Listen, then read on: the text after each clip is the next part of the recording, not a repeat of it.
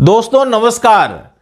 आज जिस प्रकार से हेमंत सोरेन जी प्रधानमंत्री को निमंत्रण देने गए, चूंकि कल उनका शपथ ग्रहण समारोह होगा रांची में, और उन्होंने सभी लोगों को करीब करीब निमंत्रण पत्र दिया है आने का, और उसमें हमारे प्रधानमंत्री भी हैं और गृह मंत्री जी भी हैं।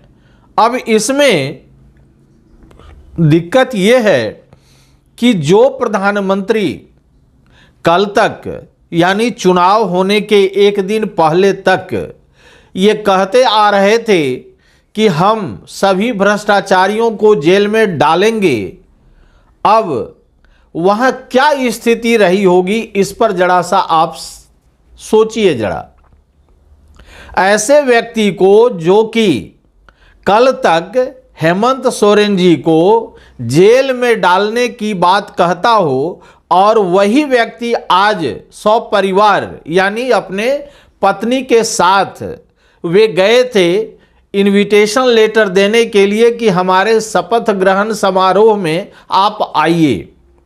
कैसा तीर इन्होंने छोड़ा है, इसकी कल्पना मात्र से लोग मुंह छिपाते हुए नजर आएंगे, लेकिन राजनीति इसी को कहा जाता है, या दूसरे शब्दों में कहें तो इसी का नाम राजनीति है। अब यहां ये जरा सा समझने वाली बात है, झारखंड कैसा एक प्रदेश है, यानी खनिज संपदा से भरा पूरा प्रदेश है। इसको किसने यहां इंगित किया था? इसे बतलाया गया था हमारे गृह मंत्री के द्वारा, और उन्होंने क्या कहा था जरा सा समझिए। उन्होंने कहा था कि यहां पर फैक्ट्री लगनी चाहिए। अब फैक्ट्री लगनी चाहिए तो यहां जरा सा दुविधा वाली बात हो जाती है, किसकी फैक्ट्री लगनी चाहिए। यहीं पर सवाल आकर के रुकता है और सोचने के लिए मजबूर कर देता है कि आखिर झारखंड में किसकी फैक्ट्री लगनी चाहिए। अडानी जी की, स्वाभाविक रूप से, क्योंकि अडानी जी का एक प्लांट गोड्डा में चल रहा है, थर्मल पावर प्लांट वो चल रहा है। उसी प्रकार से अन्य फैक्ट्रियां भी लगेंगी तो उन्हीं के द्वारा लगेंगी। अच्छी बात है, फैक्ट्री लगे, इसके लिए कोई दिक्कत नहीं है, लेकिन एक ही व्यक्ति को यदि फैक्ट्री लगाने के लिए दिया जाएगा तो मोनोपोली ट्रेंड बढ़ेगा। अन्य अन्य कंपनियों को यदि यहां बुलावा आता तो अच्छी बात थी यदि ऐसा वे कहते, लेकिन उन्होंने केवल यही कहा था कि यहां फैक्ट्री लगनी चाहिए। अनुमान लोग लगा रहे हैं कि वे फैक्ट्री किनके द्वारा लगवाते, यहां एक ही व्यक्ति उनके पास है। तो ये तो आप समझ चुके हैं कि फैक्ट्री कौन लगाते। इसके बाद अब यहां जरा सा समझिए, हेमंत जी स्वयं नहीं गए थे, अपनी पत्नी कल्पना सोरेन जी को साथ लेकर के गए थे।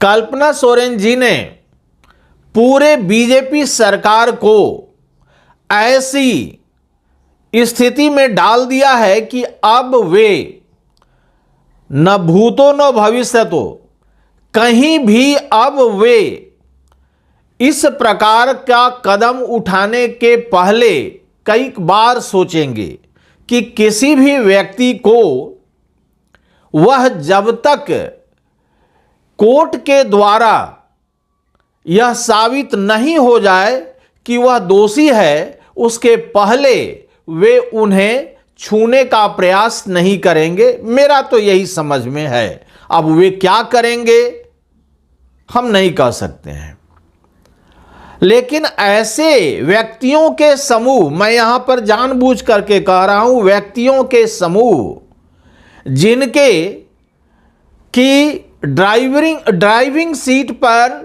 प्रधानमंत्री और गृह मंत्री बैठे हुए हों, उनको जाकर के, यानी ये गृह मंत्री के पास भी गए थे न्योता देने के लिए, तो उन दोनों को इनविटेशन लेटर देना जो कि घोर निंदा करके कुछ ही दिन पहले यहां से गए हैं।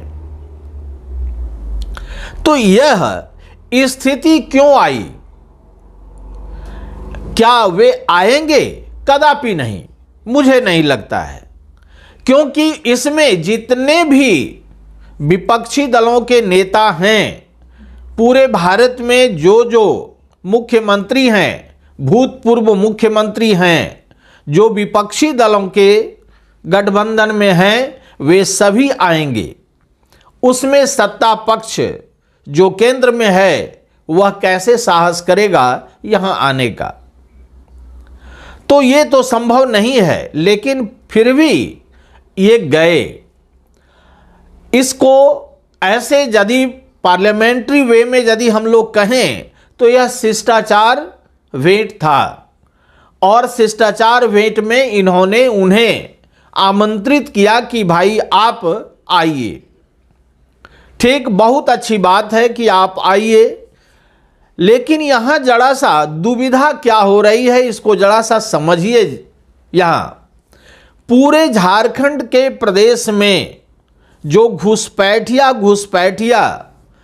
का जो यहाँ पूरा वृतांत चला, इस पर हो सकता है कई किताबें लिखी जाएं, लेकिन इसे केवल 2 या 3 डिस्ट्रिक्ट को ही मान करके वहीं पर इसे प्रसारित किया जाता और पूरे झारखंड में इसको नहीं फैलाया जाता, तो मुझे लगता है कि यह ज़्यादा कारगर सिद्ध होता, और इससे जो आपकी विपक्षी पार्टी है यानी जो जेएमएम है बीजेपी के सामने, वह भी उसकी धार मुझे लगता है कुंद हो जाती, उतनी शार्प नहीं होती। लेकिन आपने इसे पूरे झारखंड में फैलाने का प्रयास नहीं किया, बहुत हद तक इसे पहुंचाने का एकदम पुरजोर कोशिश आपने की, लेकिन यह माइक्रो लेवल का सब चीज, जो भी चीजें थी माइक्रो लेवल की थी। ये मैक्रो लेवल का ये वृतांत नहीं था जिसे कि बीजेपी ने किया। अब उस स्थिति में यदि जो कि 2/3 बहुमत से विजयी होकर के वहां गए हैं, किस चीज के लिए? कि भाई आप आइए और हमारे विजय रथ को, जो हमारा जो विजय रथ है उसमें आप शामिल होइए। तो ये बहुत बड़ी चीज थी। एक प्रकार से कहा जाए तो यह बहुत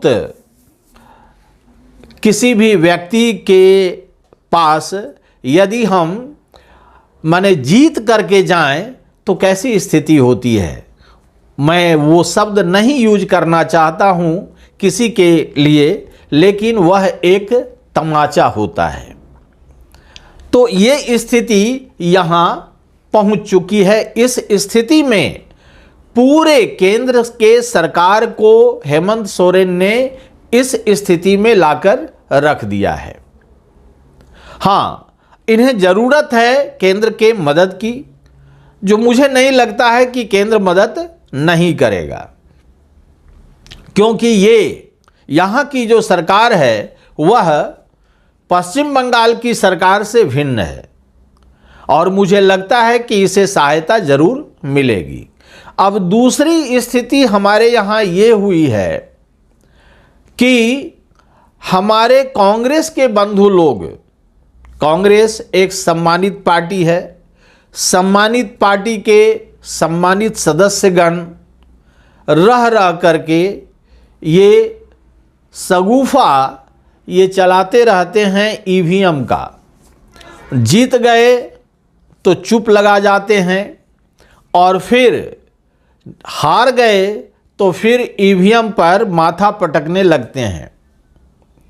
मुझे लगता है यह किसी भी रूप में सही नहीं है। आपको यदि जोर लगाना है तो आप माने जी जान से उसमें लग जाइए।